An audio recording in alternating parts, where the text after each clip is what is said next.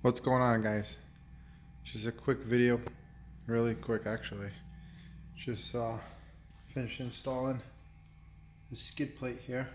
As you can see, very simple install. Basically, this is the factory one. You got two 10mm bolts that were right here. 1, 2, you remove them, and that plate comes right off. And it hangs off the back here, but you just pull it and it comes right off.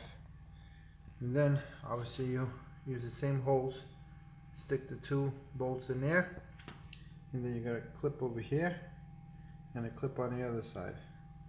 So it didn't even take 5 minutes, so it wasn't even worth doing a video, but it does a great job protecting the bottom here. As you can see,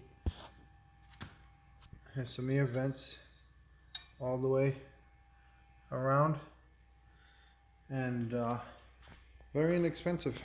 Picked it off of eBay, 60 bucks. So that's about it, guys. Let me know what you think. Comment below, smash that subscribe button, and look forward to some more videos. Bike's coming along.